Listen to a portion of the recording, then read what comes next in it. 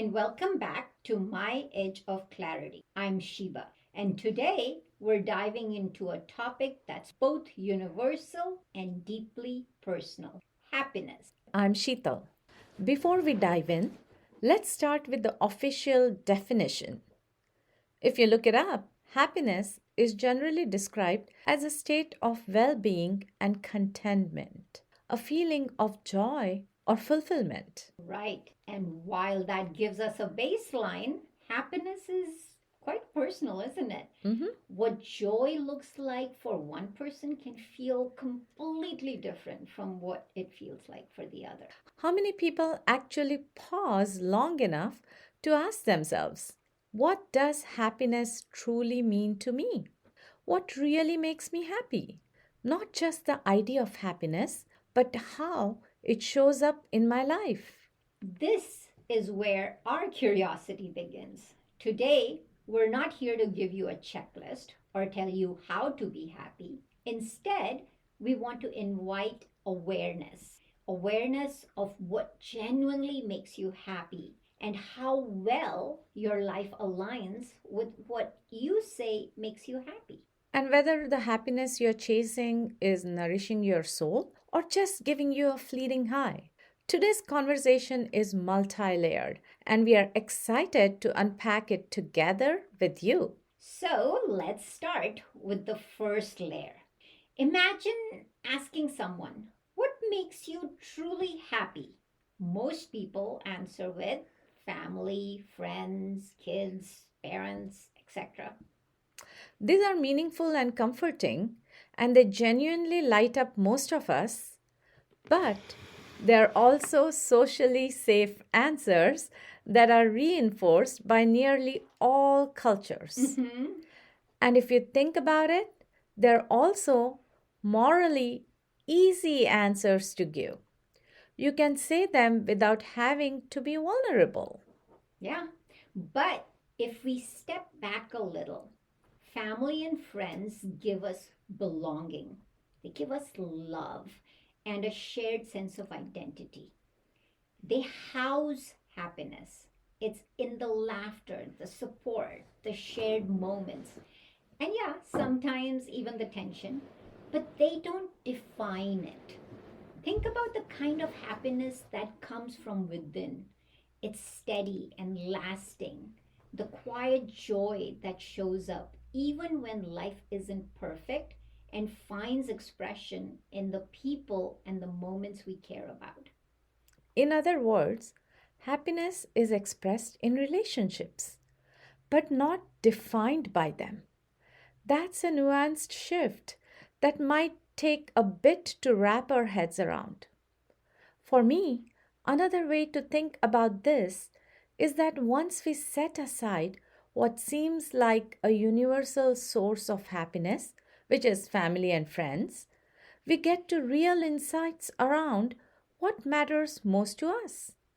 At a very personal level, as unique human beings, where we are not playing a role or performing, but just being.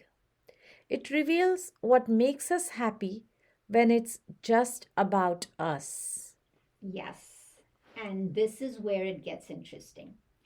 I ran a casual inquiry where I asked people to list 7 to 10 things that truly made them happy, with one condition: no family, no friends, no kids, no parents. Hold on. Listeners, pause with us for a moment. I want all of you to make a list of your top 7 to 10 things that make you happy.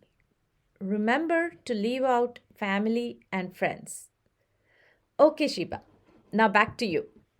Okay, so honestly, the lists I received were so diverse and unique to each person. People listed things like reading books, walking barefoot on morning grass, eating good food, praying, painting, so much more. A few mentioned money or career, or success in career, but majority of the responses were so ordinary in nature, and I think that that's what's so beautiful about happiness. It comes in the ordinary things. I agree. And that's because money and success usually aren't happiness, they're proxies. Mm-hmm. Money often represents security, freedom, or safety, and success often represents impact, contribution, or being seen. The feeling comes from what those things enable and not the things itself. Precisely. By the way, I had also asked a follow up question. I Hmm. had asked them to tell me how long it took them to come up with their list. Oh, wait. So let's ask our listeners too. Please think about how long it takes you to come up with your list. I'm guessing that the time it takes to come up with the list can be quite revealing. Indeed, people were very greatly in their awareness of what truly makes them happy. So, for some, it took 30 seconds to come up with their list, while others really struggled, even to think of the top two or three. It's important to recognize that this struggle is actually not bad. It shows how so many of us have been busy meeting expectations, living into roles, and have not really spent the time and energy exploring our own joys. I remember in our episode on busyness, we talked about how so many of us spend our lives living up to expectations, be it our own or others' expectations, and somehow this can mean losing the opportunity to connect with what truly matters to us, what makes us happy. Yes. So, for our listeners, take a moment to consider your responses. Were you able to come up with the 7 to 10 things that make you truly happy? Or did you get stuck after the first one or two? How long did it take for you to come up with your list? And this is about becoming self aware. How in touch are you with your inner self? It's about becoming curious to know what makes us happy and taking joy in knowing that it's unique to you. Sheetal, what would be on your list? Oh, on my list, Sheba, the first thing is going to be Dancing. dancing. Dancing brings energy to me, but so do honest conversations, sharing what I have learned, and seeing my efforts contribute to someone else's growth. How That's about awesome. you? For me, it's coaching.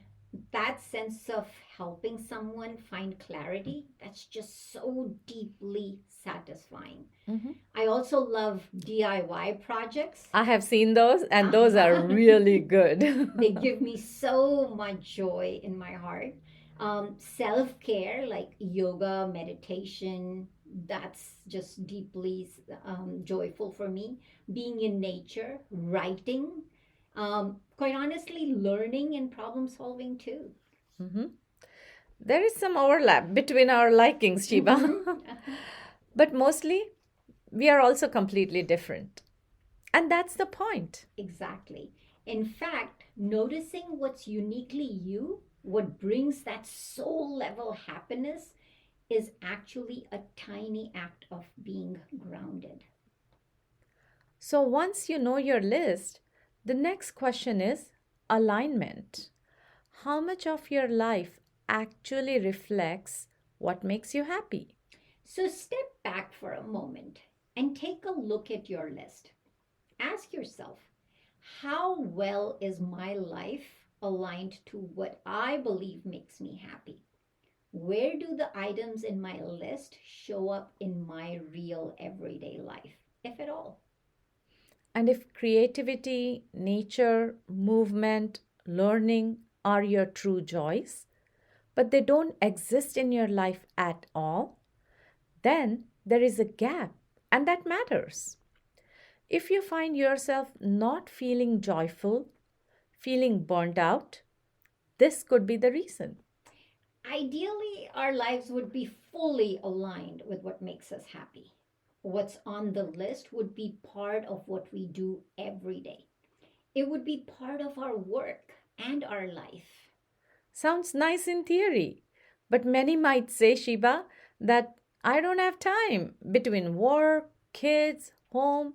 I'm left with no time and no energy. And you know what? They're right. We can't ignore responsibilities. Family, work, financial security, these are all real demands on our life. And but you need to you don't need 100% alignment. Let me redo that. And you know they're right. We can't ignore responsibilities, family, work, financial security. These are all real demands on life. But you don't really need 100% alignment. It's not an all or nothing deal here, Shito. Yes, even a small conscious step towards what fuels your joy can be powerful. Postponing joy indefinitely slowly erodes happiness. Your acts towards alignment, even the small steps, protect against that quiet drain. Okay, Shito. So let's shift gears a little bit. Let's talk about times when people feel stuck doing work they dislike because it's financially necessary. Many people feel stuck doing work they dislike because it feels financially necessary. And sometimes because they don't know what else could realistically work, Shiba.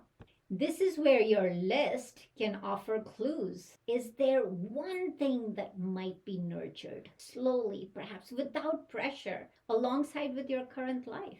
If you have ever toyed with the idea of quitting your job or dreamt of doing something fun, but don't know where to start, We suggest looking at your list again. Is there one thing that might have the potential for monetization?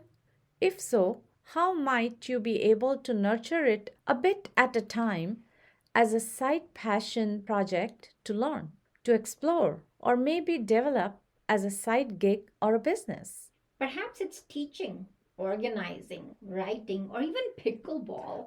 Think of these as seeds. Over time, they might grow into work or hobbies that feel aligned. Curiosity and experimentation. That's the core to get started. Now, let's dig deeper. What is your happiness rooted in? Is it rooted in self love, connection, and curiosity? Or in ego, validation, approval, and control? When your happiness depends on being admired, needed, praised, or seen a certain way, it becomes fragile. In comparison, if your happiness is rooted in learning, contribution, presence, creativity, it actually feels quieter and grounded. It has a gravity that just feels good at a soul level. And it's steadier, not just surface level excitement. And here's the tricky part, many of us confuse quick highs from external validation or achievement with being grounded. Ego driven happiness spikes and then drops. Mhm. Grounded happiness is subtle and sustains. It feels steady, long term, nourishing as it settles into you.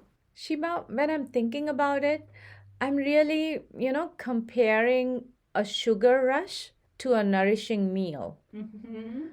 One tastes great for a moment, like I have this big tub of ice cream. Mhm. I'm feeling great, but the other nourishing meal is going to sustain me. Yep, and it's not about judgment on what's on your list. It's just noticing what feels steady versus what's volatile. Finally, a reminder that happiness is an evolving journey. What lights you up at 25 may not light you up at 45.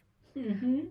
Perhaps you loved off roading, but now it's relaxing by the pool. This isn't failure, it's growth. Happiness isn't a destination, it's an ongoing relationship with yourself. It's a journey of self discovery and continuing to come back to it, to check in with yourself from time to time. Happiness is not a trophy, it's a relationship with yourself, your values, your curiosities, and most importantly, your soul. And part of that relationship is noticing when you're chasing highs instead of nurturing what grounds you. So, to our listeners, become curious about yourself. Gently reflect on what truly makes you happy.